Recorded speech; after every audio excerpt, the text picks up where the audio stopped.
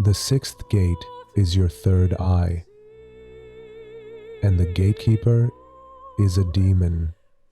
In this episode, I will teach you how to extract the name of this demon.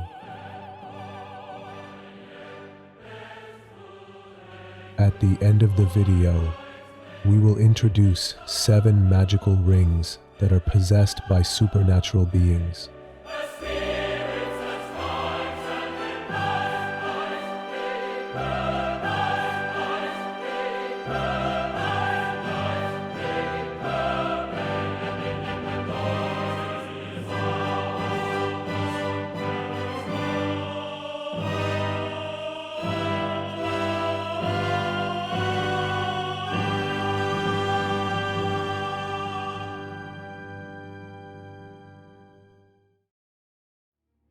Each magical ring consists of 4 components.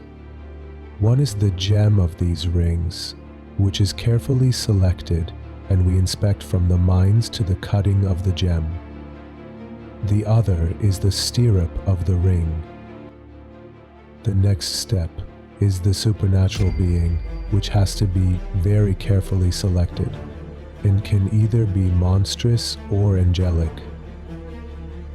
This is where the difference lies, between a lifetime of a master's experience and a petty spellcaster who doesn't even know what they are doing. The last and most important component is the Goro's magic. This includes the austerity we call binding. The austerity is not something anyone can endure. If sitting in a circle for 40 hours was easy, we would make more than 10 rings a year. Each of these rings has a long story or a supernatural being that sends a message and is ready to enter this world. One thing to note about demon-possessed rings is that a bad demon can be like a nightmare in your life. 2 notable traits should be considered when it comes to these demons. One is loyalty and the other is obedience. Choosing a demon that merely fulfills your wishes is not enough. The demon should be a complete servant, ready to even be quickly destroyed by the will of its own lord.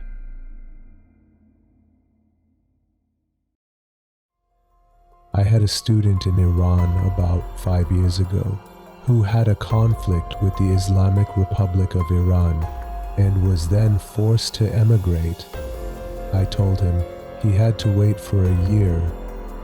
Unfortunately, he was young and impatient and did something I could never forgive. Maybe he's hearing my voice today. Without my permission, he possessed a powerful demon and was expelled from the academy. He achieved his wish and moved to England in a month.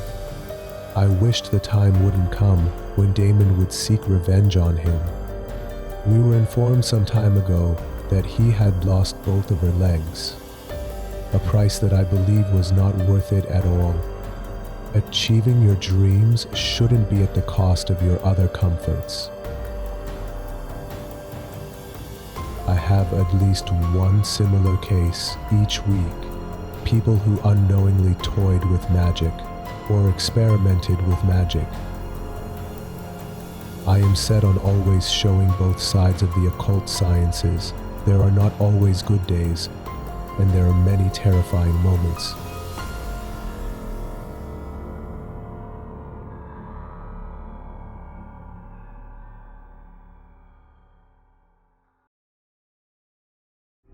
Knowing the process of each ritual greatly helps you see what is exactly taking place.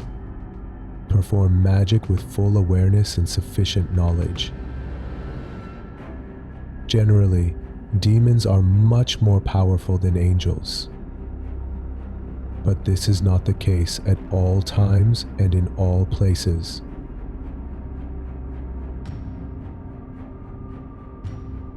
The first step in making a magical rings is choosing the right supernatural being. Although we hunt and imprison them, Over time, a friendly relationship develops between the ring bearer and their servant. The second step is choosing an auspicious time and a portal location. There are at least 90 days a year that are favorable for possessing demons.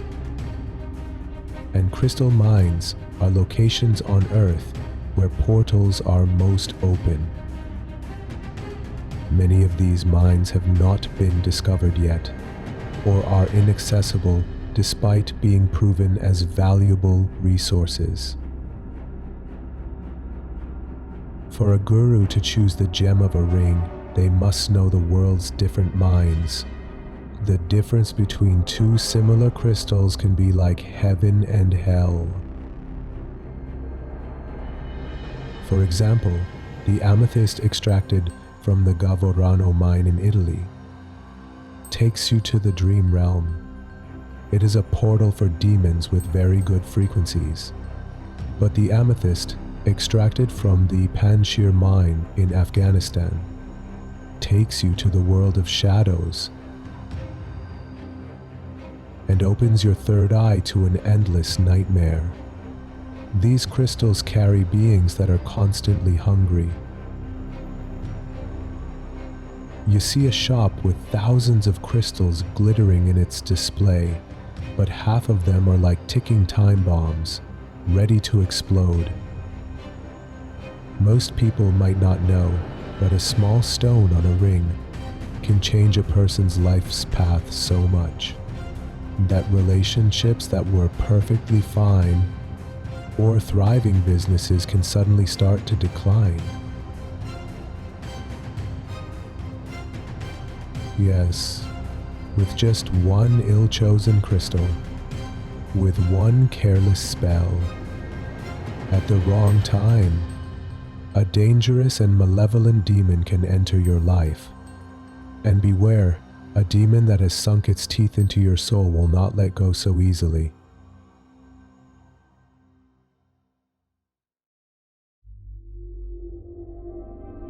For this reason, I am teaching the belief of eclecticism to my followers.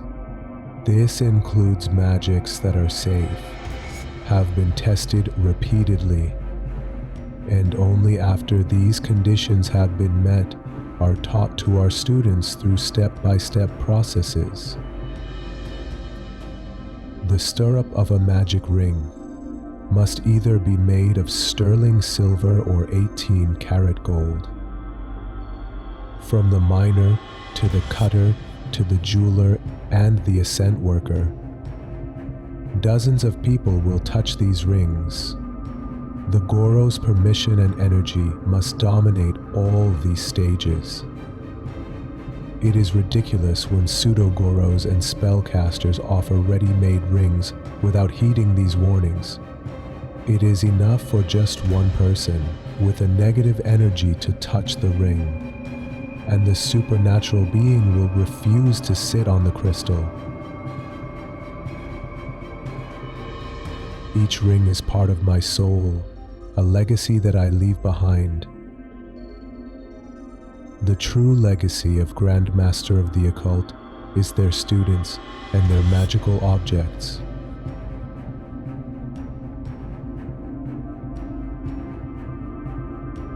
When the ring stirrup was made, and the stone is cut, and the extraction is done, the name of the deity is engraved on the ring by the Goro on the stirrup. What I have described so far was the simple part of the process. Here begins 40 hours of austerity in the magic circle for the Grandmaster of the Occult, along with the ring. Try it just once for yourself. Not sleeping for 2 days, staying in a 2-meter circle, and neither eating nor drinking. After 40 hours, all your thoughts will be exhausted. Within 12 hours, you will have reviewed your entire life, and you'll see that time passes really slowly. Believe me when I say, after every austerity is over, I pledge this is the last time I make rings. But once again, I see that my students will come to situations that require the use of magic rings and control supernatural beings. And this pain is repeated again. A life in imprisonment of the moments in the magic circle. When the Goros of yore were finished with the process of austerity, would fill a jar with blood and bury the ring. I use my own spiritual ink and seal the ring in a box. This makes it much more powerful. This seal will only be broken by the final heir of the ring, the student who will receive this royal legacy. Upon receiving such a ring, you will have a demon in your possession who serves you until the end of their life. For example, if you have a grudge against someone, your demon will take care of it and avenge you. If you have to ask a favor from someone, your demons will persuade them. The heir to my treasures will be worthy of the name.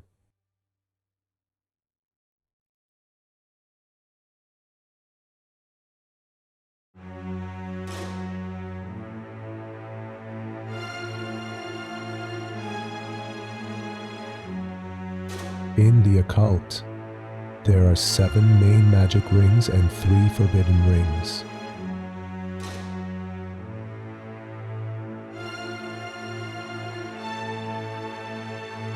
The first magic rings is for possessing your twin demon. Many are after it. It's an incredible shortcut for anyone who hasn't gone through the austerity of the occult sciences and wants to have the powers anyway.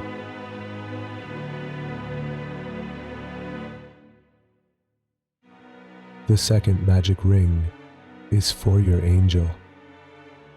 In short, it elevates your name, reputation, and fame.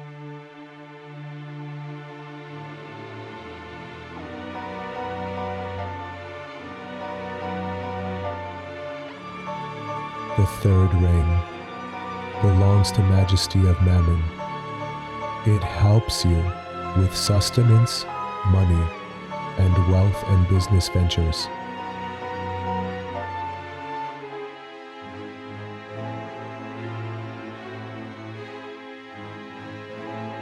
The fourth magic ring belongs to Lady Lilith. It has to do with love and relationships.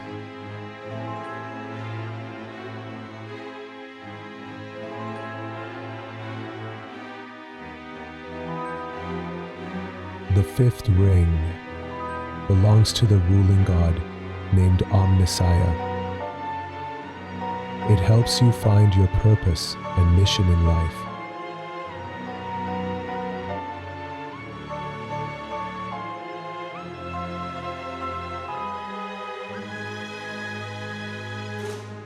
The sixth ring in occult belongs to your demon. It deals with magic and communication with fourth dimensional beings.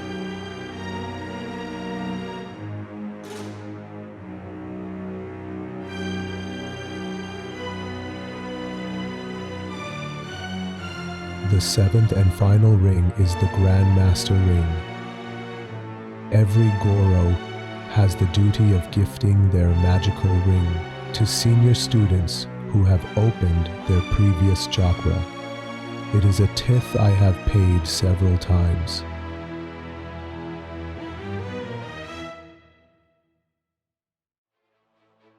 Do not ask about the forbidden rings.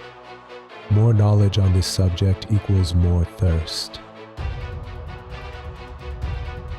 The Archangel ring, the Conquest ring, and the Attraction ring are like nuclear weapons in the hands of the unworthy. If you wish to know how powerful the Conquest ring is, you can merely look up what ring the leader of the Islamic Republic wears in his hand, and behold the power.